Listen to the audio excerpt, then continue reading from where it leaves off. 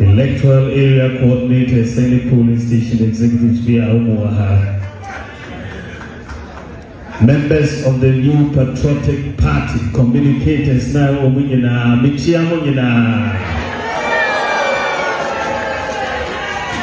and I say,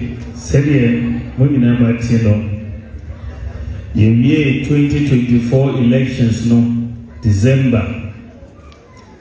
Now, maybe elections, parliamentary candidates, every constituency, Omoko. إياك نعبد وإياك نستعين اهدنا الصراط المستقيم صراط الذين أنعمت عليهم غير المغضوب عليهم ولا الضالين اللهم صل على سيدنا محمد وعلى آل محمد كما صليت ورحمت وباركت على إبراهيم وعلى آل إبراهيم في العالمين إنك حميد مجيد ربنا آتنا في الدنيا حسنة وفي الآخرة حسنة وقنا عذاب النار ربنا لا تزغ قلوبنا بعد إذ هديتنا وهب لنا من لدنك رحمة إنك أنت الوهاب الحمد لله الحمد لله الحمد لله enumrei yede yakopon ase se wama nonan abapa nsema no enkono na efra no pei ebepem se sembre no yeda so ete ase takamada abodwemu na moja edi ho afrusane yeda na ase sansa ase dan kuto na yede ema no na yese tontom na ayeye enka ne din kase no edin ne dodo na de frɛ no obinom frɛ no Jehovah Jireh Jehovah Adonai Jehovah El Shaddai ebinom frɛ no Allah ebinom frɛ no God ebinom frɛ no Nyankopɔn nyame mu na anyame no ono ne yeda na ase enne enumbre. Thank God it's Monday, the 5th of May 2025 in the year of our Lord. Intended date no 5/5/25. To God be the glory. This is the beginning of our story. Mamu akwaba madase so say we do feed in there to Western Diamond TV na numbre Oman Mpuntuo yebabedi amagana ho enkomo on this same network. Want to me radio 101.3 and Western Diamond TV. Mamu akwa madase numbre yebeba uransem mu one by one na enkomo bebre no na wo fie. Ena men kasa bebrebe na ne safata bia wo se otumi kan wasem na ye boso ewa fidie so no we will hammer on it ye ba boso na yetumi amo Oman Ghana antidote eduro a betumi asa Oman Ghana yade ejenime so adwane mi amamu akwaba. Thank God it's Monday ye be ru ansem nim na yetumi abobo ensem eso wonim se nne ena the Save the judicial demo ebaso. Save the judiciary demo ebaso enne na bididi e panso se senia dodo na no ebeta the new patriotic party NPP won beta wonu machi esan osapa wonu etwa ene anamontuo pa wonu etuo se yen judiciary no Yama Omampeni John Dramani Mahama ene ni NDC amanyokuo no emfa judiciary no emfa nto atopre ana omfa ngura atopre Yama ho kwan sa ma the NDC a woroma ba ba mu da enim democracy no emfa so a ewoma Oman Ghana kwanum fa democracy no kabi mamin kabi ewo kwan pa so a ya practicing for the past 33 years no ya mama from to seniani and said the democracy and to treat democracy no form and good democracy no fin e banu say ya the other countries are one more practicing democracy for so long no they laugh at us almost riyan esan say a developing country and a country which is very young in terms of democracy ni ye nyoma bi se no eyom sede eno nti ye be hwe the face of our president, his appointees, his members of parliament, his NDC, and we will tell them the truth say send your body a democracy ni gura to preno emfa mfa so bia emfa mbre Oman Ghana na eye sabone e no mu twade ato ye say sabe se utwa sabone anase se utwa nkontompodua ye fa so ko wa ufie ye fa so ekọ okrom na sa osana NDC for 8 ano de bia me ka se NPP nyame ya atom 2028 mo ba bemu na samo so manya sa ebe me ya pa because eye sabone na NDC for atwade ato ekopem se won meja sabone onu mutwa no NPP for mo ba bemu a you should do same se wo mo yi judiciary your head no that is the chief justice everywhere then I also charge the NPP see me ya dom na mo ba bemu a do same judge bia chief justice bia omden beko supreme court no and PP mo ba bemu a munyi ni mfriwa because esa NDC for HSC ano sabone mi say na me kasa bebrebe and na me mbon se bebrebe so na nso kakra no wa be boss wo no ensem hia se o mai yotumi ekasa ho yotumi di ho nkomo yotumi magana fo hunu se baby e de amammo no she NDC fo nsem ho no ene baby omo de aman no e de kronie akwase o Oman Ghana mienu se si Oman se ne aye no akwase o Oman Ghana mienu Oman Ghana ne enim dada ne de democracy ne twem fruma no ene Oman Ghana foforo bi a ekuta NDC fo eye democratic military style it is a siano e kame ye se Oman Ghana mienu agini won pen no kra je wo Oman Ghana no a osagefo Dr. Kwame Nkrumah ejina simpio so e kan say at long last the battle has ended. Ghana, our beloved country, is free forever. And any Oman Ghana baako and ye wa Oman Ghana bi so a ekuta NDC fo a and they amembo omubuo no a democratic military style. So Oman no yempa ye Oman Ghana no a osagefo Dr. Kwame Nkrumah e kan say at long last the battle has ended. Oman Ghana na nanomo ade omumogya ahwie yedugu wo ade ti wo man to wo no eno ne yen yakase ye ne duro sese yi eno ti ebebi bedu Ghana fo bekokoto aba na democracy ni trase ne awoso betumi aye na amembofu bi obi ebu no be na free so no ne se wodu kokromoti ebekoko yi obi fufura wono enye the democratic military style no eno be yusu nemom obekọ the democracy nkoa serve the judiciary demo akoso ewa nkrapupuni mantemu ye na de ni adi akiri bi na MC afomufa pictures ni bi fatoto so na serve the demo yes into on your screen. An attack on CJ is an attack on justice. Of course, General Alexander Kwame Afanyo Markin, being the leader, I can say, an attack on the judiciary is an attack on our democracy. What can I say? The judiciary is our last hope. And of course, the judiciary is our last hope. Targeting the Chief Justice like this undermines our democracy and the rule of law. And that is basics. The fundamentals. Where the basics, the fundamentals. And uti si ema ukwan se NDC fo and ebu omayinti omunye ne omu pa na omutumi emfa judiciary no entu tankru wo mu a embo oman Ghana. We need an independent judiciary.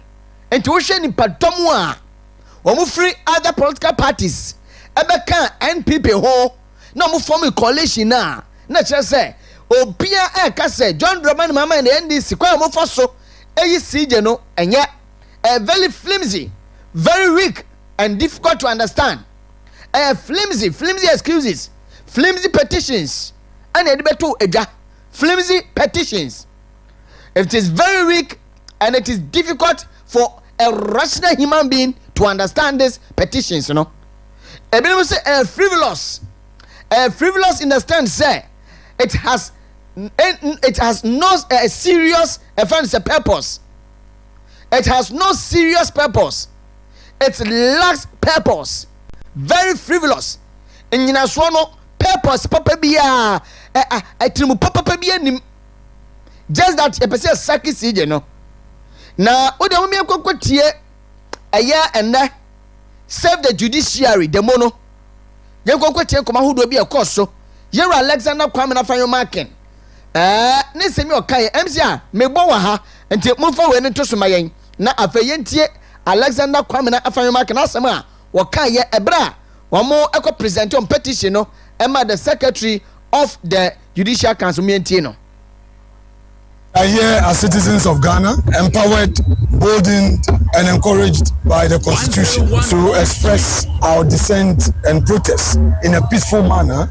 This morning, we are before you, and our mission is very simple: to protest at the executive intimidation, interference, and the attack on your very institution. We are political actors. The judiciary is supposed to be a neutral actor in this democratic discourse. The judiciary is our last hope, and we believe that what is happening undermines our democracy and the rule of law. For the Chief Justice to be singled out for this unfortunate attack, flimsy, pedestrian petition, the Council of State has failed the country.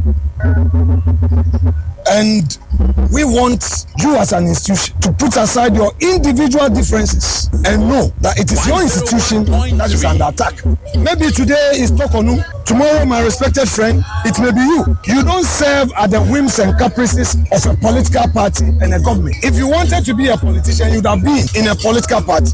So this exercise is to protect this very institution. What is happening to a leadership is repugnant to good conscience. This government is to focus its attention on governance and not to be attacking actors who are non-partisan. We become aware that the very government that criticized the increase in the number of judges to the bench has suddenly appointed 7 more judges to the Supreme Court. You and I know, you are Judicial Secretary, you've been in the service for long. You know the process of nominating judges to the Supreme Court is not what has been used. Normally, the nominations come, the Judicial Council deliberates. It is not given a timeline. Then they would make a recommendation to the president. Very well. And you know, all the only dia wa pa. Ye be bon kakra na eduru se Isaac Ejindonko ibu eba no trasia. Ye be san to audio no so na motumi etie bi. Ebra no nti. Ye fancy ya. Very frivolous. Sabe. It has no serious purpose biya. No serious purpose. Sabe enyina so a yegyina so de ayi CJ ede firi wo no nyansa bi anim sabe etimbu papa bi anim the kind of persecutions na bi entata na wono tata the former appointees no eno abi na mo de aba CJ no so, but as to how o mefa so na mo tumi asaki CJ no anaso metumi aye bidibi mana CJ no se oye NPP penso ena wono appointed no and now the dem Kwakufuado penso 2023 and we appointed no after Chief Justice Kwesi Ninyabu a ekwa na home GM no enti wo mu say oye NPP appointee. You see the NDC and media maka says NPP nyame atom ba mu a where they humbly plea, my humble plea Chief Justice Bianwa say this current Chief Justice omre na besi so as an acting 68 years in JB Ndro na ono de we free so that because at the age of 70 years say we Chief Justice okwa hom gym naka Chief Justice Bianwa mbeba say osiso no musumu yin free ho because even a choir or some penny faso no they appointed this 7 justices out of the Supreme Court no a choir man penny so fast one no we boom brano so and for choir no so and on one pemu and my catcher say oh my God this is no I am yenu near NDC for ekuta sesiano and on my God and ankasa no a certificate Dr. Kwame Nkrumah e found the 2 o my no and no sonko eh thing sansa ye hu amembo enya kro no sabe Oman Penny awoye ne ba bi ko Yera Flight Lieutenant Jerry John Rollins penso me hu na memuo ai JJ Rollins penso me hu na memuo Yera Kufo penso me hu na memuo Yera Tamres penso me hu na memuo Mahama Bedi 6 months and 4 years me hu na memuo na na do Kufo do ba ye me hu na memuo ana John Dramani Mahama His Excellency asan babiem na yenhu na mammuo difference wom na mo ben no mo nka nkyere no se mo tumi nka nkyere ne mo bi enya kwanya se beta TV so a ye de ebeka ekwan yi o enkon yi o yaka se ko enko yaka ene utra TV so udi obi atem se sia no a ye beta ba beka twes we de obi atem ye be frɛ enti ye wani sum wadi die pa se de ka no video so no ekopa na so ba so mo boye mfita duku wono mo boye mfita duku eno mo ye tintintirinti ade yi omo first 4 years omo si ye ntiobia eno mo ntiobia o Ghana ha first team so my Ghana sia na ye mienu NDC o my Ghana eno my Ghana aside for Dr. Kwame Nkrumah eji founded ma ye no ene ye the democratic Ghana no ene ye wo the democratic military Ghana mummy ensure be free mu next time yenya kwanya biem na se kwakoto ba ye make the right decision to elect the right person or sufferters obedi o my Ghana so na ye we ya ye hu de ye we ya but ase ye fo emfesia na mon komo ba ko bi so a o se me no di ende enumbre. Thank you so much for text message WhatsApp no 0248 071174 0248 071174 0248 071174 na mekenkan e wo Oman Mpuntuo dwumadie so na mede ama ebra esemu now and yama mpani John Dramani Mahama yes wa unveil code of conduct for ne appointees MC Afatos mama thank you oh yaro pe wasampa yaro so we ne say mamia no mani age pop yen se ne samye na President Mahama launches comprehensive code of conduct for appointees on 5th May. Internet and will launch a code of conduct. You know, me ba chomo fa we fa to mutrim Ghana web eso na me fa di free ye. Ma me credit to omo. President Mahama launches comprehensive code of conduct for appointees on May 5th. Ma me come papa bro from May 5th. Now the idea me say my story way enka otimi say on the 5th of January 2025 year Oman Mpuntuo John Dramani Mahama aka chere na appointees say obia declare assets. Thank you so much. It was a Ghana News Agency GNA obia declare assets, whether you are a CEO of a state institution, you are a deputy CEO of state institution, you are what so far as we are appointee and I mean so man penibia wa kwanya so ye 7,000 appointments 7,000 appointments enti man peni appointee bia no January and waka kire mu say mun declare mo assets man peni kan wie ye no and ewura March on the 14th of March man peni sabesi so I remind you what say Moon declare more asset by the end of 31st year March 2025. I'm saying so now they are to some. Thank you. Mahama reminds appointees to comply with asset declaration law. No. Mama me video no na Oman Mpuntuo e kasa no obi be kasa Okyeremaba where they are at work bi na makwa dey abeto so ne ade me credit all the portals the first story di free omo portals ne so no. So this one is Joy Online. Mahama reminds appointees to comply with asset declaration. Maybe the point about obetima sia pa dentia and the code of conduct what unveil ye edemane appointees no maybe be kan mu asema cho say if aso bi eni so no maybe ho ababedi ho nkomo wedi kan asihye ede aba aka chom say you should koto or you should also abide by my instructions, my directives me catch them say you should declare your asset to the auditor general. Na me hunu eniama muwo assets amuwo ebra mu babedi eye penny wo manyim ama mu free abamu so a de munya de ka ho ne hunu say makatua na moje munyama bia na moye no esafata say utumi ye sade we in a 4 years time duration na ya beba so enti mo fa sa video my brother no mampeni ekasa on the 14th of March 2025 year na yemra medisa komo so mbra me da CP, especially those that I have appointed, that I take the declaration of assets very seriously and expect full compliance from them.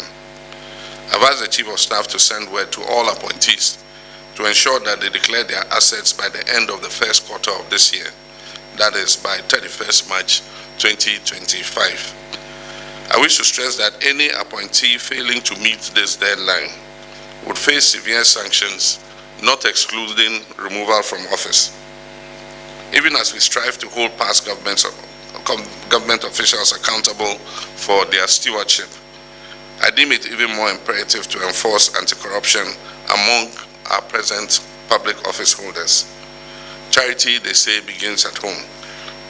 I'm therefore determined to take the necessary steps to ensure that we fight corruption vigorously so that the precious little resources that have been entrusted to us by the Ghanaian people are used only in their interest. There have been issues raised about the effectiveness of the current assets declaration regime. We must take advantage of the current constitution review process to strengthen the assets declaration regime to make it more relevant to changing times.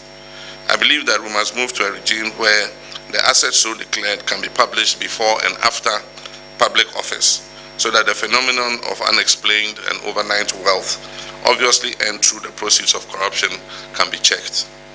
I trust that a healthy debate... Excellency, on the 14th of March this year, Ebrana will remind you what say, me catch you January this year, say, we declare more assets. Do not declare into me mamo ending of March, 31st March. You free April, Aba May. Your list of appointees are when we declare more asset as I speak to you now. And I am Okyeremaba na Messie per reporter Aba and say number of them one more defy, one more flouted the rules and the directives of the president. They've defied and flouted the rules and directives of the president, which means Oman Mpuntuo. Every time I fall listen and fan to so back mame. Na me to me mobile mienu bi sudina afei yemda medin komo e ofia. Nia Oman Mpuntuo ekwaye nda. Oman Mpuntuo unveil code of conduct, comprehensive code of conduct. Emane appointees, you know. Sabin producer ne appointees no eyankrofobia omubu Oman Mpuntuo. Nankande code of conduct ni mpono nanka ehia all because womumbu Oman Mpuntuo Oman Mpuntuo she womo from January go and declare your asset one man ko Oman Mpuntuo sabaye samtrefo hyiamu e ka kire mo say by end of March mo go declare mo asset one man ko into this code of conduct and the kire say eno no de omo de obuo ebe mo Oman Mpuntuo. It means they don't respect the president. Now, on your screen, you're on Nathan Kofi Boakye, Director of Operations at the Presidency. Date of appointment, January 15th, 2025. Date of asset declaration, 0. On Koko declare. And on screen is no. Set Yimane Tekpe, Presidential Advisor on the Economy. 21st of January, any appointed no. Also declare an asset. Larry Bagudalati, 1 year special envoy, Emma the Alliance of Sahelian States, the Mali, Niger, and Burkina Faso. One also you appointing 21st of January. Also declare an asset. Nana ya champion jan to a CPP nini enemies or the CPP new. So you this new said then on the Nemubasa. As I said in previous a rubber beer from a fan on the Nemusa. Who say CPP new. So you this new CPP 4 car and this 4 car. Hey, the asset who do you know? Presidential staffer and also declare the asset. Charles Kipo, Director General, National Investigations Bureau, also declare the asset.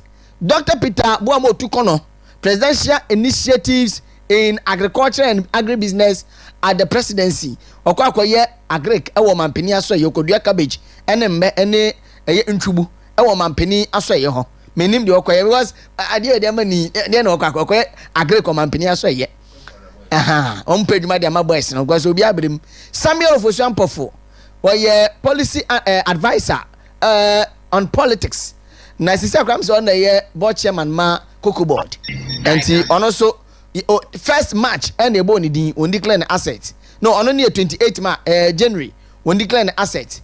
Kofi Okyeremaba, presidential advisor on the diaspora affairs into our more be mansua. wɔn so no ɔmampanin ne wɔn di nkutaho ne adeɛ no papa wei na edi animu wɔn so declare an asset ɛne a lot of them bebrebe yɛwɔ sheet ne bɛyɛ 5 nipa di a wɔsoɔ no wɔn declare wɔn asset as I speak to you now no ɛno nti with all due respect obi program ɔmampanin wo code of conduct and then wo unveil yɛ no it will not yield any results because one way di kan yes in di kan no esue di etire no ana di etire no esue di kan nante eno team penifo omo ye appointees ebinim ye CEOs deputy CEOs ebinim ye ministers deputy ministers women declare mo asset o it is this code of conduct no just to tell Ghanaians say we 120 days social contract no anya bia no what to me ediso what to me afofele aka one day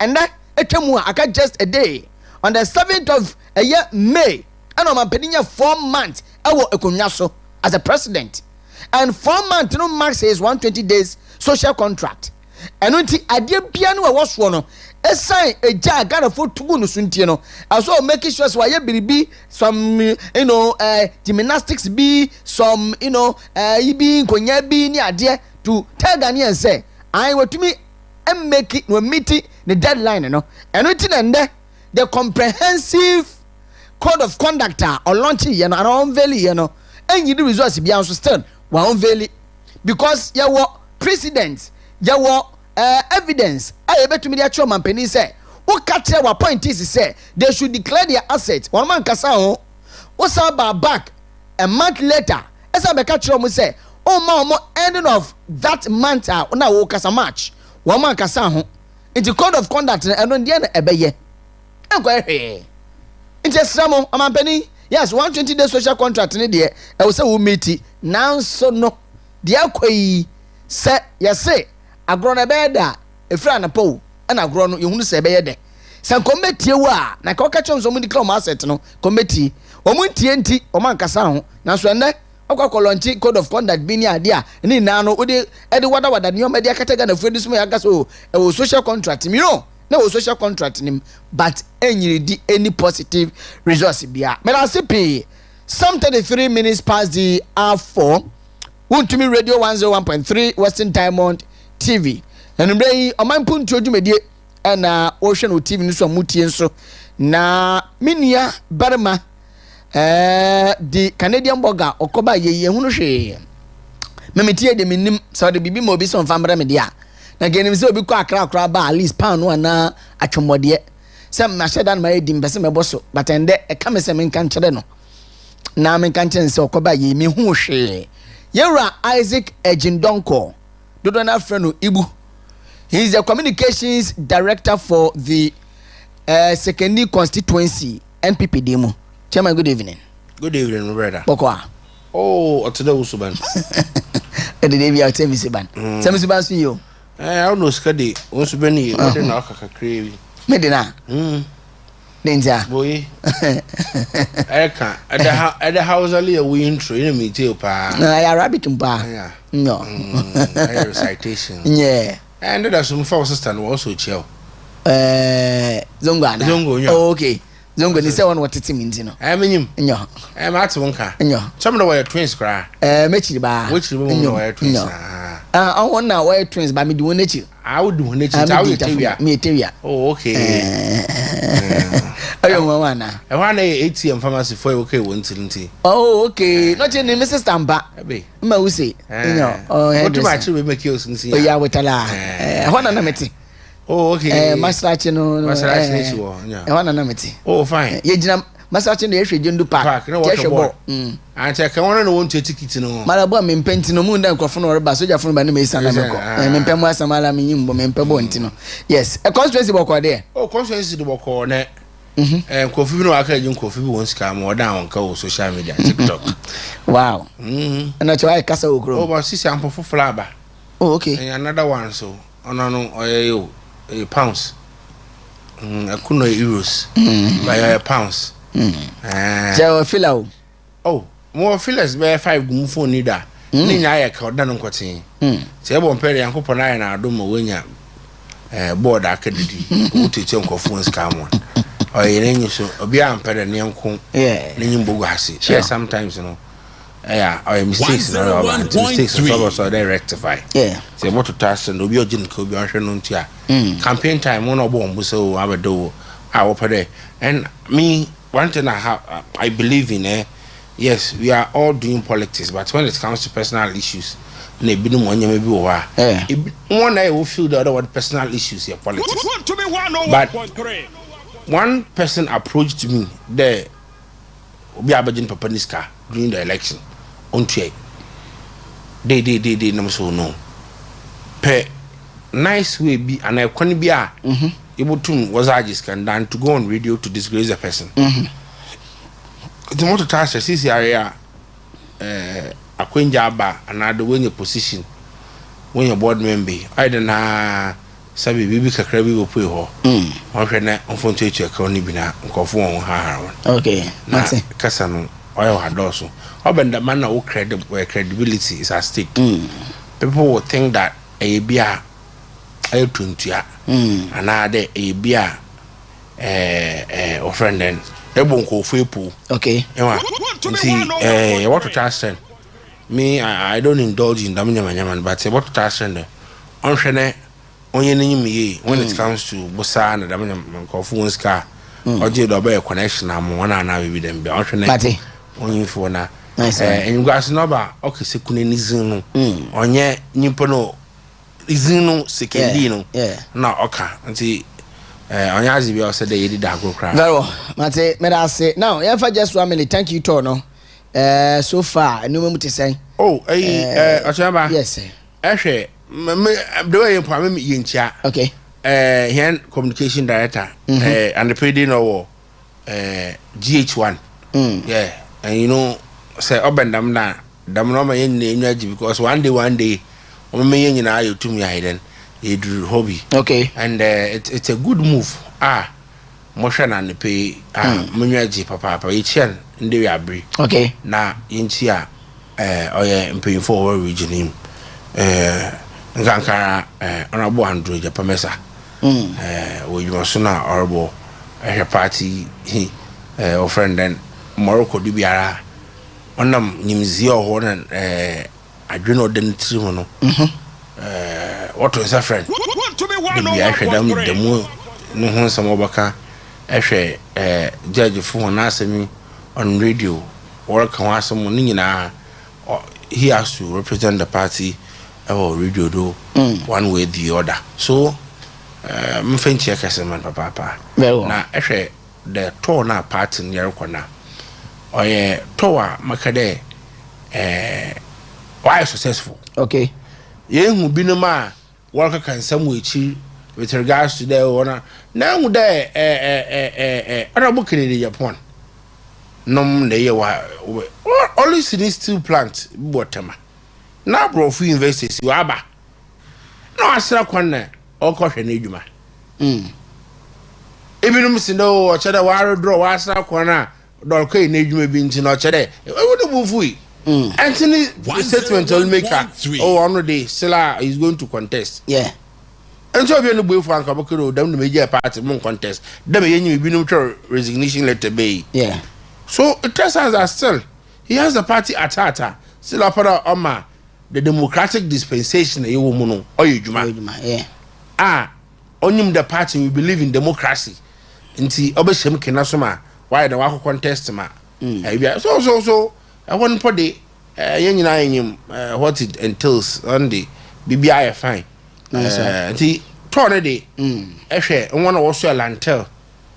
What the welcome Dr. Mahmoud Baumia?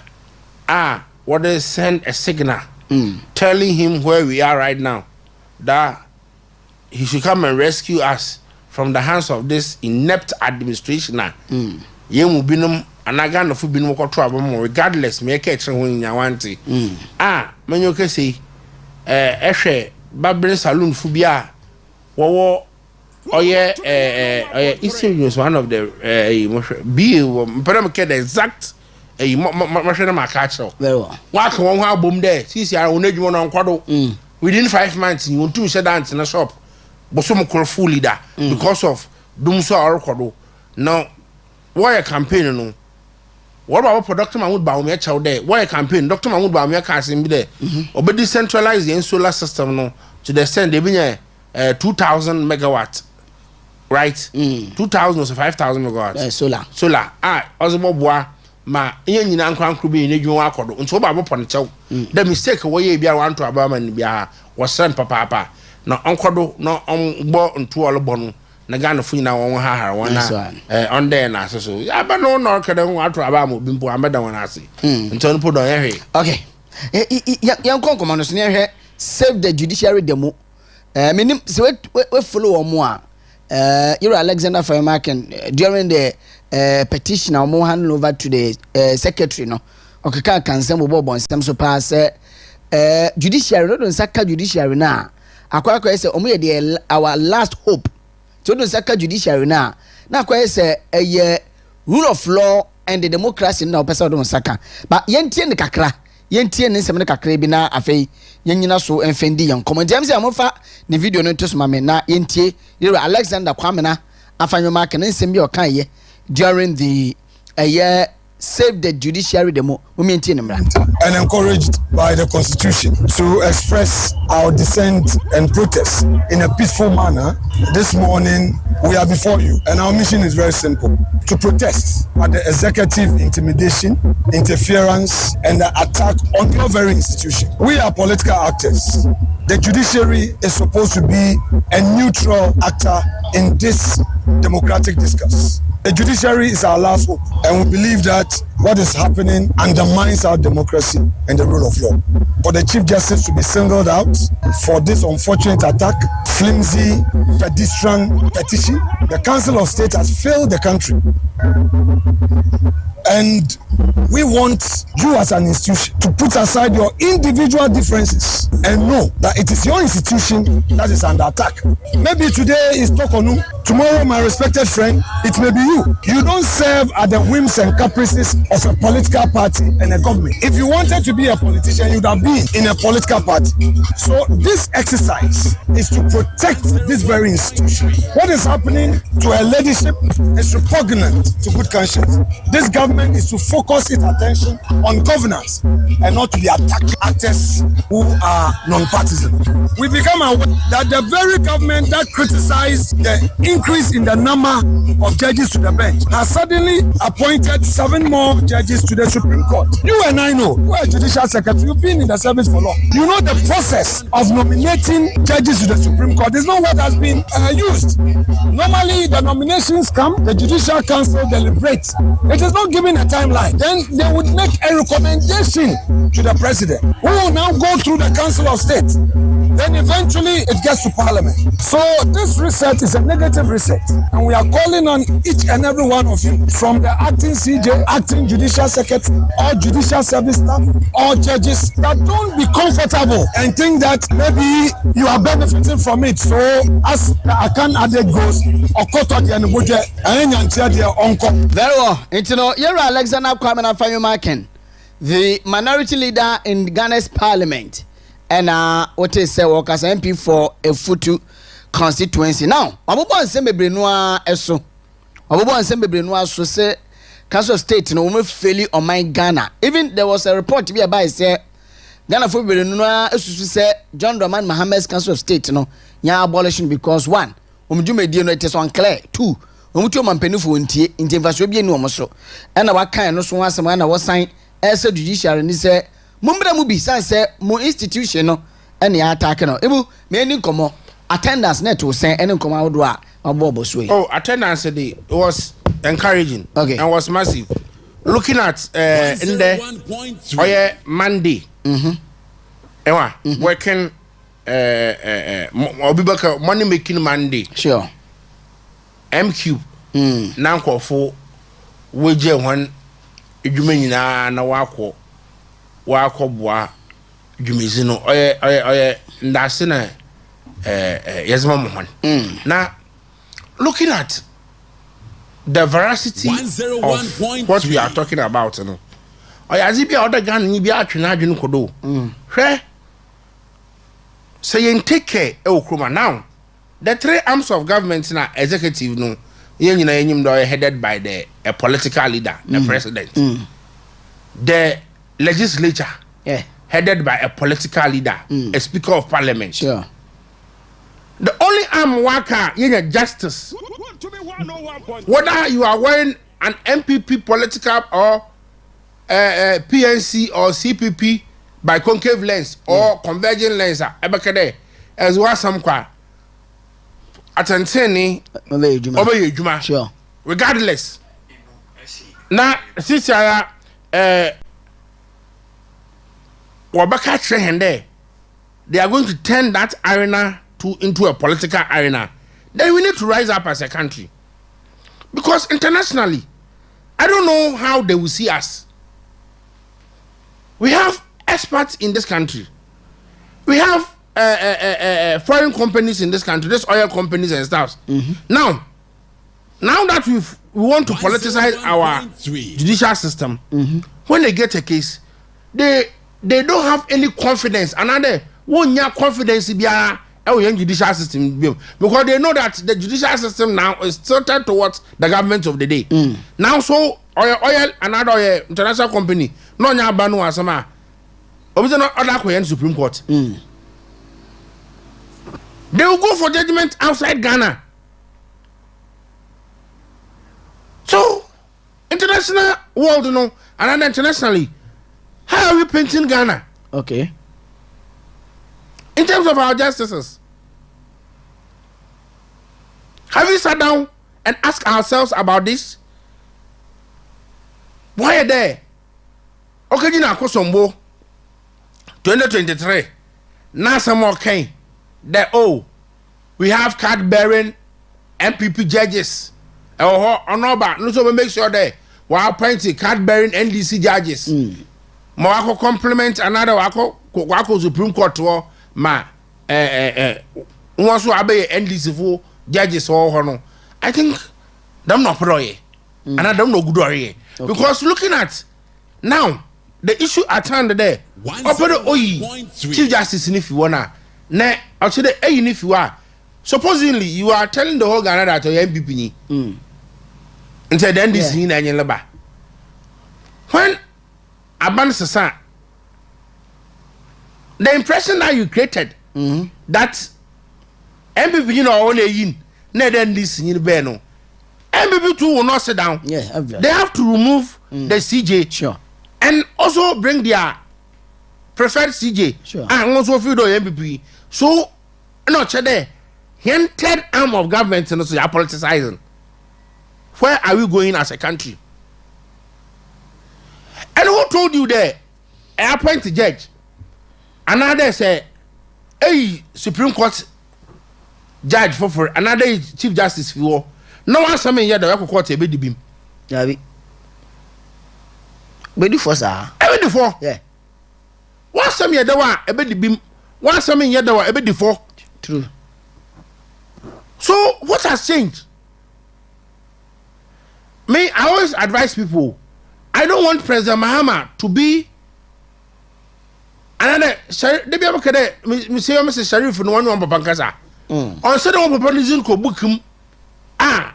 Is in a oko book him or is in one. And I tell me over car for no one, I ask him, a be posterity and a chimbaba. One thing as some papa car for no. On said that only did not appointees no pushing. On your appointee behind is in order to do. President Mama now brought do now. Can judicial service or say, obey a political arena. Oh, and Kaya, Papa was sent from President Mama. On now brought now. Yelaka Nkrumah oya da mazi yanka Nkrumah ha na do dan kwaku fa do no di free SHS ba yanka Nkrumah ha sure kufu no the health insurance ba yanka Nkrumah ha enti when they are referring these issues President Mahama na obese yan judicial system number na dam no hwehwe ne nua nom a wohwe hen wona so gu yan do dam no hwehwe ma was one brother na abata ho they should advise him. And looking at what transpired, the only person who opted out, another 1 year, the former Supreme Court, because on the veracity of the issue, no, or we were meaningless. That's Chief Justice for Kufu. Yes. Yeah. She has been there before. Yeah. She knows the nitty-gritties. Never get him Okyeremaba as part of present no condition of service. Otum tukwan. Onye sheriff Mahamo sa sheriff Mahama never boy no. Enche hwe. Presidential jet onye tukwan. Cutting Rosa. Yes. Our friend Abemabin. All tukwan. Ne na number. Okasa na we be huna na okawa. Okay. Ne ha made the crown okan. Okay. So Chief Justice you no tukwan. As part of his condition of service, her condition of service, what's happening? Now, I don't know that petitions, and those petitions, the petitions, Ankasa, because so, as I speak to you now, from the presidency, whatever, I move for petition, I don't know what say, when no Mugina so idea, and then social media and so on. Yeah, but on the way, leak our pardon, no more give a pardon. What to make and check and then? Okay. This petitioning, them, ni yejina do a ye dey establish the primary facial issue a ye kan asam. Okay Matthias here petitions no was aba ni pe ba asa no was be no what to make the mo ka the traveling issues no na yejina do another ona head of judiciary why say your friend what can then rotate judges na work judicial workers no and so be what petition the why don't rotate workers. Yes, so the 5 judges be a command man penima or promote or moko. And our young constitution them there or the chief justice. Yes. I recommend the jam judges and adult then. Constitution them. The chief justice or not recommend my president. Because he is the head of the judiciary. In town no them appeals court judge. I want no mazin. No more than them, the Supreme Court judge, one union magistrate, and one union high court. No more than them high court judge, but one you high court, one appeals court, another our friend and Supreme Court. It will mean John when he and Tikroman and Richie. You're a fellow scratch for Sudicra Tabas or Mampenia promote 5 judges be up to Supreme Court. And American consultation with one America, they were Yachum, yeah, or Yimpano. Okay, ne Yachuma. She was. If you won't be NDC. In NDC, they are from the Debia. Okay. Why am I saying this? Now, when President Mama told us that, another appoint Moabur, the Kaba, Supreme Court judges, or there, where Impo Cruz or Daka Moabros. What do we see? What do we hear about some of the young to Oklahoma? Now, obey. Even back on. Why does one appoint another 5? Yeah. Is it 7 or 5? That's a 7. I 7. I'm not sure. I 7. Yeah. Or that can. So what are you trying to tell Ghanaians? And I mean, I don't blame anybody. We have to blame ourselves. I'm not going to single out anybody. Ourselves, all of us. Okay. Because you can't. The man member all baby me, or your member and that damn member. Because look, Nippon Ankasana or Hona echo to Abamana. Oba be sick woman that Bium, Crampum at Abam and Bium Numpo, Obu Amambun then, and they all about Umbay and Andubium. Abay and Yamatroka, the Melunia. Abay and Yamatroka, because, yeah, Asoba, yeah. None of them for any time. Out of 8 years in office, no, or increasing tariffs only 3 years out of the 8 years. Okay. And now the 4th one or reduce the tariffs 2018 by 17.54%. So out of 4 years, 8 years, 4 years out of it, 2 tariffs. Okay. Apart from that, also or decrease yan tariff as a man. Okay. No increase by 3 years. Now, come to think of it, you Kruma NDC, Utum Wotum 89%. 2015, they had Utum 90%. Okay. Manuka say, May what's also Atum, still your light number. Your light number. So, you catch a gun of in the midst of Enyim de nyema ekura bi ne ba se bi no nkoye no. Only nchire we should have voted against Dr. Mahmoud Bawumia. Because looking at the pragmatic measures put in place by MPP administration, nkoba yel do success am Ghana for no. Inna ne hu de oy policies oboboa. But ahoche na nyema ekura bi ne ba se bia no nkoye nti ibinum digina do to abetie hen. What is the state now? West. Nti mebe kan there. Dam demonstration ya yen panyinfo akwe. Manyim the Ghana Bar Association so will release statement indicating that the suspension, and we are not here to speak for the Chief Justice. Sure. Any PR. But Azar or Koda is an indictment to the integrity of our judicial system. On the year can because going forward, no, and there or your tokonu, Echina obey Okyeremaba. Yeah. And see, and they into your so are no corner. Na you know what Chief Justice na say abaro for ba which dam moakodi oja match na wa. So what are we doing to our judicial service? Nice one. Me da say yenyira we so. Na ense amom yensan ento audio no so na emfa nkomo we emfansi. And then save the judiciary demo. Nkomo de na do so pa obobo nsem bebre so.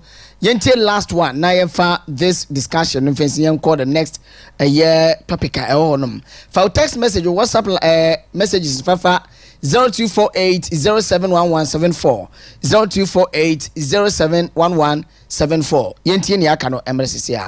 I also want to take this opportunity on behalf of my colleagues here to draw the attention of the nation to come to terms with the fact that there must be an end to bitterness. If this vicious cycle of you did it to me, I will do it to you continues, there will be no further hope for our democracy. Which means that in 2028, you who may be acting judicial secretary will now be looked at with a partisan lens. No, because come what may, 2028 there will be a change in government. There would be. So I am humbly, as a practitioner of the court, I'm humbly calling on all judges, all judicial service staff to think deep about tomorrow. Not to be too comfortable, because today some government officials are promising judicial service staff and the judges of promotion. So you are comfortable, you don't want to speak up. We will speak up for the sake of posterity. We will speak up for the sake of posterity. And then again, we have seen a sudden intimidation of judges. So there's fear. Look at this Kwame case, for instance. A judge is transferred, and when somebody is on bail, now the Attorney General is able to say that there are some exceptional circumstances that the person must be remanded. All right, so exactly 5 p.m. Untimi Radio 101.3 Western Diamond TV.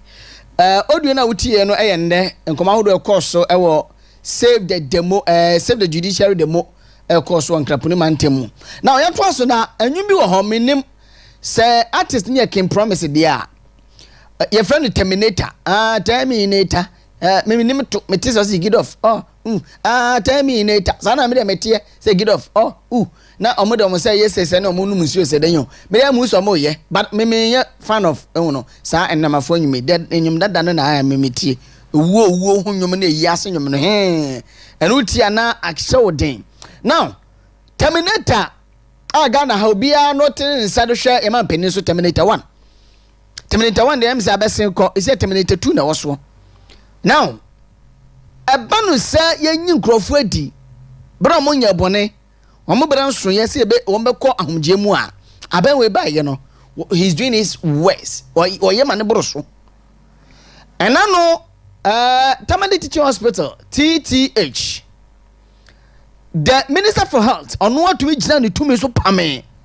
openia odano Adam Atiku adeti ye say Abdullah Bawa embra embaye penny obeda hospital nano which means no jam back door okay and no say that was sorry ya Konfanochi Teaching Hospital CEO I friend Professor Adai Ochre Mensa Asantini ba mapa edi Ochre Mensa ya Asantini ono so minister na kwakasa so man penise me mpam asema hedo so we dey eda wase for wadwuma waye but still na you say me nsaka won say me de me ni ahoden bia wo mo ka kire say na watwe ye besi mo because it was if I say na watwe na wiye weekend no this week you better the new CEO the koda sorry ye say pa kwesi bedu so din ye fantidin ono ne yesi wonko me nka say bia political dia ethnic dia ha yesa na me ye no ban be say me kire say Oman pam didi a owam enso didi on your screen Mahama nominates pa kwesi bedu as new CAF CEO ekobia sorry na say from omo traditional youth group wọ́n sọ ọmọ catch Oman Mpuntuo say with immediate effect wọ́n reinstate yewura adai ọ̀kyerè mensa because wọ́n yẹ bọ̀ níbi a ẹ̀yẹ sáà adé bí ẹ̀fẹ́ no sẹ́ ẹ̀yẹ hill confanochi project no ẹ̀bẹ̀ kan sísè mu because papa wei ẹni otumfo na aka bọ̀ mu a hill confanochi project no wọ́n ẹ̀yẹ papa yìí yẹn bọ̀ ní wọn ká ẹ̀bẹ̀ nhyɛ mu mapam ní ayáyá ẹ̀nà no school feeding caterers nso yẹ sẹ́ ọmọ fọmọ edwuma fa nto wọ na Time 3 we ya otena ye bia no mamu nua aduane mo bia ma akwara bia ndi o school bia mu NDC penso ye say school feeding ya 2005 ye man peni dada ko fode ba ye no wo me se ma katro bia nua aduane emfa ma akwara bia e wo Ghana school yim wo eka so ye de wo mo second term eka no in due course wo so metua obi antumi nse wo mo hajia se even se togo wona nsa hye ibi ye ni komo Let me me wa. Mara boboro no ya obu. Aba no obu. 101.3. Boboro ne de. De why de wawo. Ah, okay. Why mre? Because onya honkuti o. Onya honkuti. I remember edwuma bi a ye wo GPH. Your documentation indicating that the work or the contract will expire ending of this year. When you knew Director General no, obey no, also on our abrogate contract no, obey expire, or no do no 2 no, obey expire 31st of May. You know that or expire ending of this year no. Enjo, nankasa Director General GPH. Wejinado the expire 31st of this month. I guess I can say expire this year ending. Ending no. Okay. And see when we govern, yeah, no, this for no way. But end this for 1 year fully. Obianka so because you know our contract.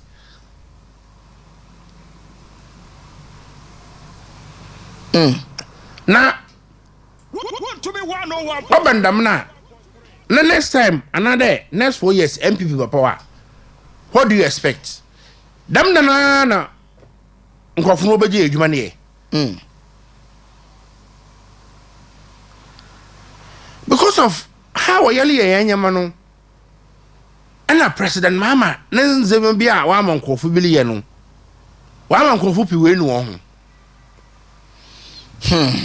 enyi Mr.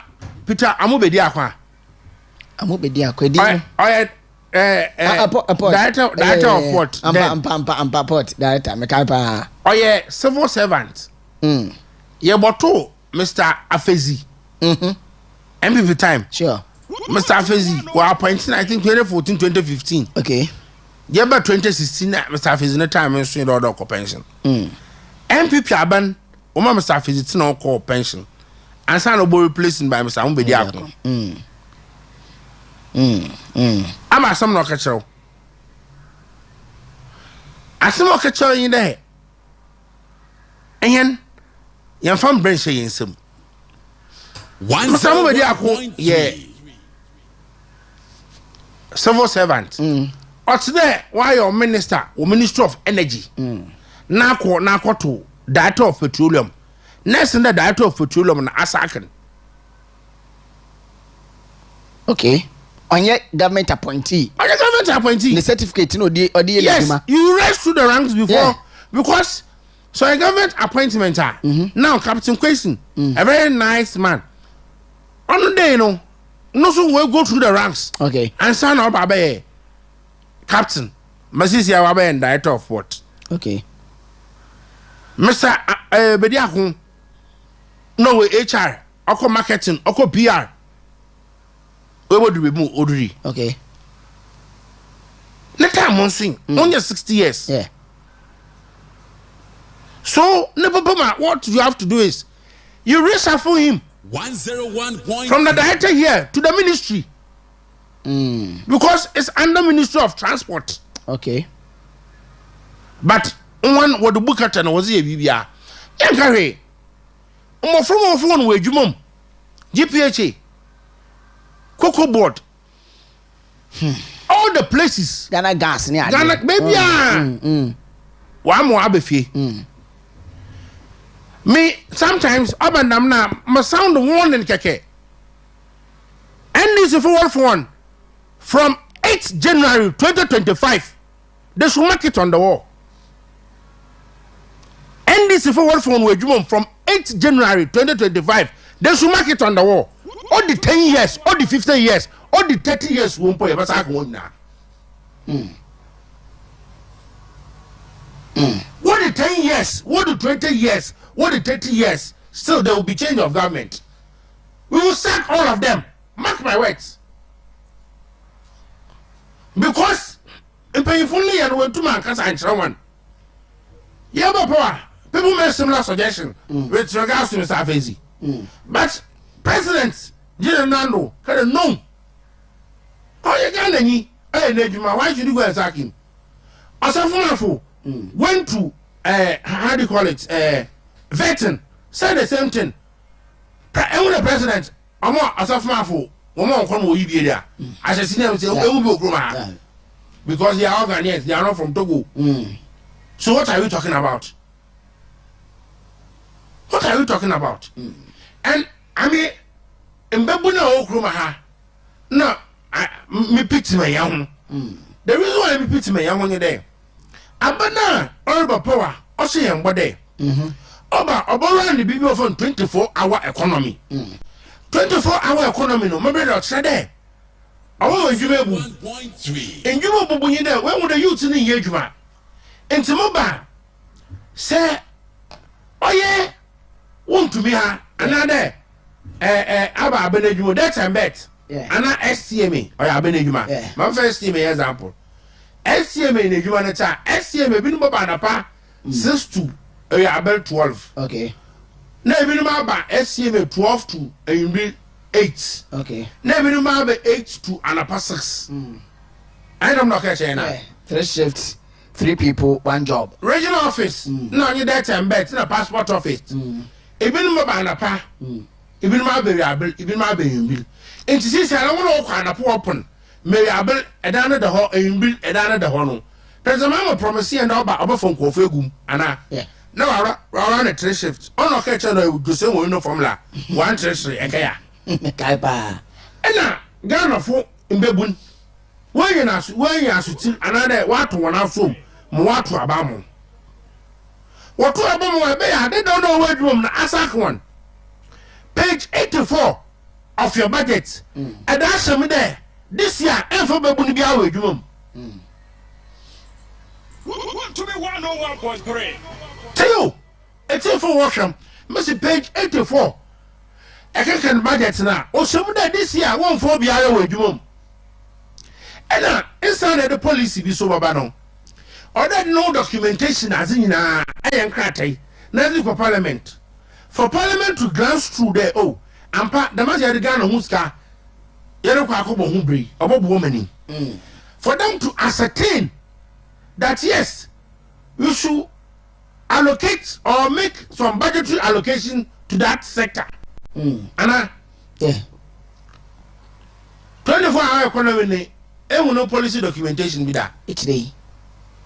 At today, what I call parliament, the one goes through now, one maybe be no one from Brandon Babuni Yejuma. Each day. We told the youth of this country. I'm going to say each day. 101.3. Why was Lemaka? Yeah. So, ending the water cool. So, you know, so next year, so what an election year or what I call, we don't know. But do they even know what is entailed in the 24-hour economy? So is it 24 economy? It will end the idea no can you. Let's try your own promise was a base. Say again saying that. And she said, you to know and I don't know what that I can do. The second of follow from day one.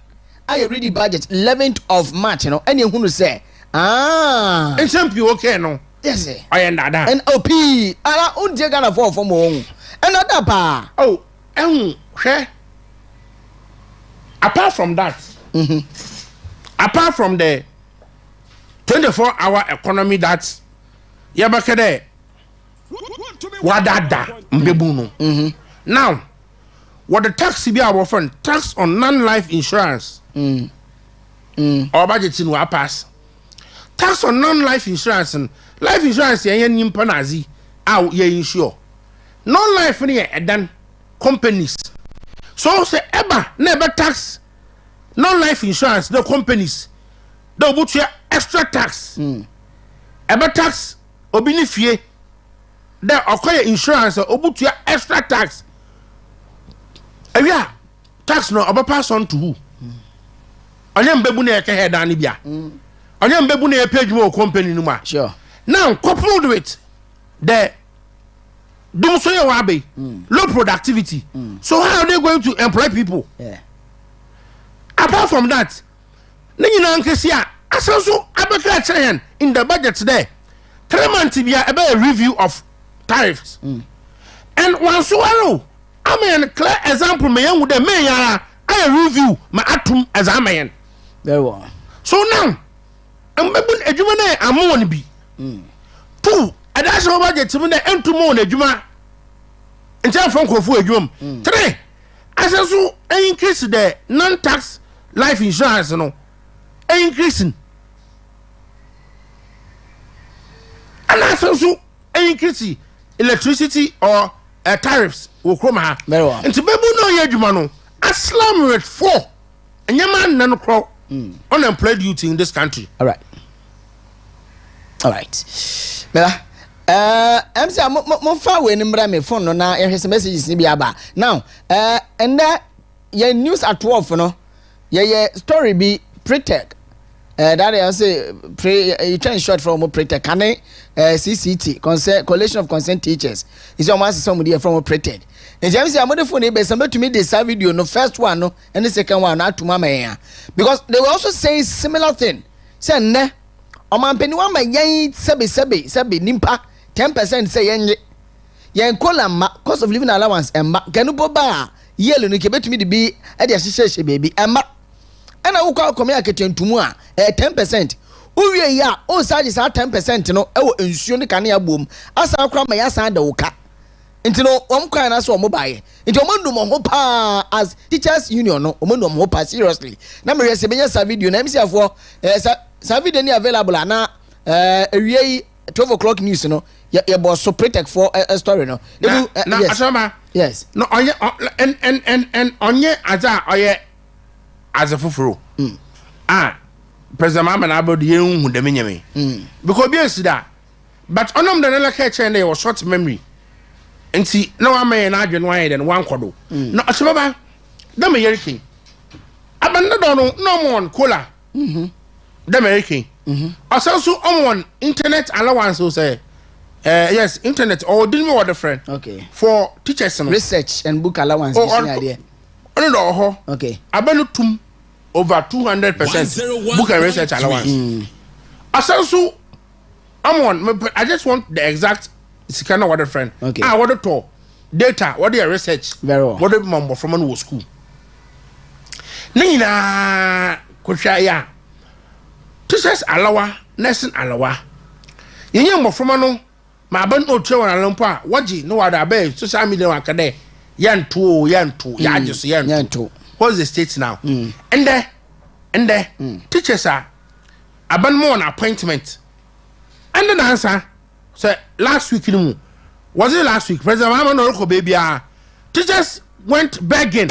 I just want to video no. Oh, video no. I just want to remember the exact place that President Mahama was going. Okay, now what the new president? I think one of the countries, an African country. And I no. Ghana here. Yes, Ghana here. Me share that video. Teachers went down on their knees begging. And I made day, Nana. Made day. Okay. May Day celebration. May Day. Yeah. Teachers, what so line? War presidential, you know. They were begging. Why? This pay I demand 10%, which is woefully below the inflationary rate.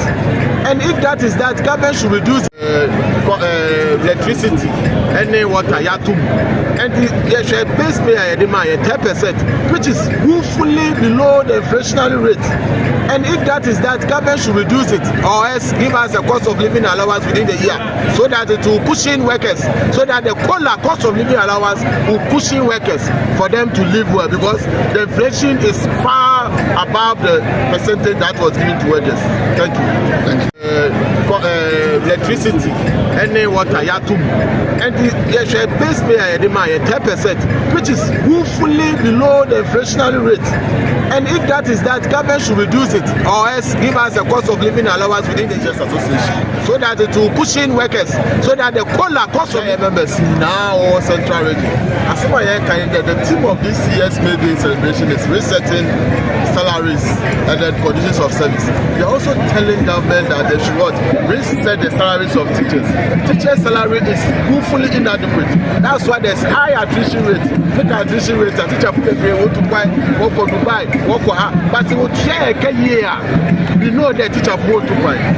We know that government will also benefit from us, and productivity will be high. And this one is tied to the development of Ghana. For Ghana to develop, there's the need for us to reset our salaries. And reset the salaries of teachers. Where a pre-tag, that is former CCT, Coalition of Concerned Teachers. One more assembly. Asam sebe wa wujejereje. Na mamfa messages when fan femu na afei. Yankwe peace, oh peace. Abronye Kennedy Japan and others, let peace prevail in a party. Please, Adjubre. Good evening, Okyeremaba. I'm Sir Kodi Opoku watching you from Kumasi Kote Extension. Radio PRO, please. Today happens to be my grandchild birthday, so wish him for me. His name is Azil Koku Abre. Intino Azil Koku Abre. Onana, so I send the grandchild. No, Onana, Yero Opoku Sakodi was say, well, we show a happy birthday. Yanko Ponka, now Bon I say what Teshi Glada Estate Accra. Kudos to the MPP and other opposition parties for their peaceful demonstration today. I'm still asking, where is Vice President now? Also, the other day, Abba Eni.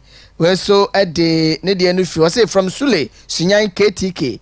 Ghana's democracy is under serious threat now.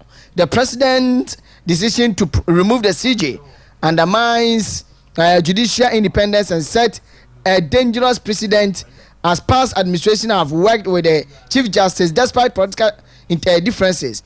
This impunity, lawlessness, and attacks of state heads must stop. The selfish interest has overridden the common goal of President Mahama and his NDC. Still incompetent. Long live Ghana, long live NPP. Mamfa we infant trust na fe yanko your name. Some 21 minutes past the hour 5. John Mahama, that's not what you promised. The good people of Ghana, you are not do at all. Isaac Aponsa Elembele, Eziama and Wedi Efrie. Where they are saying about Trinity. Many brother Mark and Kayana Akano so at the Amama now. Over 50 Mahama appointees and on edify when my flouted the asset declaration deadline, you know. Because if you don't need a boy and we share no tea so my penny I'm up to 31st of March. Na report about and they say one more end this so. Intino and the code of conduct on my penny won't valley, you know. ABC will say appointees buying and I want another appointees are on my penny on valley this code of conduct and more because Sabe Oman Mpuntuo and she share so now was say in a move to promote ethical governance, transparency and accountability within the public sector, President John Mahama has launched a comprehensive code of conduct for appointees. Today, this code of conduct is a cornerstone of President Mahama's resetting the nation agenda, reflecting his administration dedication to instilling integrity and discipline in public sector. The code is to provide clear guidelines on ethical behavior, expectations from for appointees, conflict of interest, financial disclosures, and performance standards for government officials, emphasizing integrity, professionalism, and responsible stewardship of public resources. Now, Ebu code of conduct, yes, the ma appointees, but Oman Mpuntuo commoding can omudi, you know, one end this now 50 appointees, women declare assets. I mean, you. Yes, sir. I mean, President Mama, and we be on you are, or no quality into Malampo. 1.3. And send no call from one fan serious. Because I don't know me some pure car, or otherwise. Atasa. Okay. And to some thing there, Okyeremaba say a promise Ghana for another promise to me for there. This is what I'm coming to do. Okay. Yeah. No be alone with Okyeremaba or there for the serious. Na no call for now when there when you be also the for the serious because okay yeah echina oyebi no okay sia e mo na wa edi nti omo wona nkasa no for the serious Moja wedding can I sound the first warning? Yes. That was on February. What happened? Oman Kasound. No, this is also Nimpa in 1 year 50. Including the national security council. Yeah. Nothing could watch him now, dear. You're a Beverly Latinum. Beverly Latinum. Yeah. And you so on your da. You ever Oyazo or Pado. Oh, yeah. I think enshrined in our constitution. Yeah. Article 286 of Ghana's constitution, or stating categorically declaration of assets and liabilities. Okay. And see, a person who holds a public office mentioned in the clause 5 of the article shall submit to the Auditor General a written declaration of all properties or assets owned by or liabilities owned by him, course, owned by him, whether directly or indirectly. Okay. And it goes further to give one also there will declare one asset. Okay. That's a clause 5. The clause 5 says the public office to which the provision of this article applies are those of A, the President of the Republic. Okay. The Vice President of the Republic. The Speaker and the Deputy Speaker. And a Member of Parliament. Okay. I can't remember when I'm about CMP. You can hear it more. Post office next to war. Yeah. You be with Customs one. Yeah. I want to call other general. And if you as MP, so also they can declare the assets. Just to ascertain there another to compare there. Abandon shim be no one. Yes. And Marcus Point was a call or them office as a member of parliament or former member of parliament, minister of state or deputy minister, chief justice, justices of the Supreme Court of Judicature, chairman of a regional tribunal, the commissioner of human rights and administrative justice and his deputies, and all judicial officers. Okay. F, ambassador or high commissioner. G, secretary to the cabinet, head of ministry or government department or equivalent office in the civil service. So the CEOs and the deputies. Then the deputies nice one. They are equivalent to the all those head of institutions. Yeah. Order will declare. And this is not something that Ibu wrote. Yeah. It's enshrined in our constitution. The metum the constitution admirable edi the wujuma there. Among mandates metum no ba. O traveling etum no ba because it's part of your monument and azano. Consider we if we there ever stretch one mawaya the mazano. And that's not the first time. At the massam and the pay the massam me bado no. Mama mi bia mokoto oye mbal wan wo enampe mbal koko na nkati pa ye de ade mbal koko na nkati me papa mkoto mbal wan wo gom asne inu me okafanti inu me ewufa inu ewufa dam no kanu ewufa asu wampere obuhu de damazi na we are sabi what I can one nyama mama want to declare one asset. Nice one. So what is keeping them? You have been more former MP, former ministers. We can declare one asset. So what is keeping them? Are they acquiring in the many what about one assets we declare now, Anna?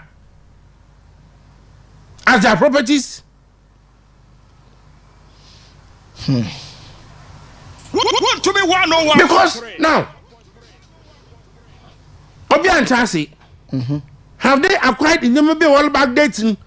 No one before the appointment. I said we declare one asset, and these are harmless questions that people are asking. And I never look at that. Woman, you oh no. I been say the mazi na wale ya. Onam do mo want to declare one asset. Like a president was a woman. Why can the first one? Why can the second one? See what they want to know. One person no. Shall I just Muntari about come on? Okay. On declare. Oh, listen, say you to me really now, but we said we saw that. Shall I just Muntari about come on? Asemaba. Yes, sir. Okay, young Gaza. Felix scratch off say. Me shall listen. Yeah, for listen. But I'm of screen is mine now. You to me bobo bidding. Why? I am a day. We're not. You're going. That's Muntari about. Obianim Ejumo I am a president. Yenyim ono na 2016 wo fidu na Carl Woto no krom 180,000 190,000 Ghana cedis no 26,400 bia anoyo na nta mo yam hu this is wa akwai bibi no wa backdating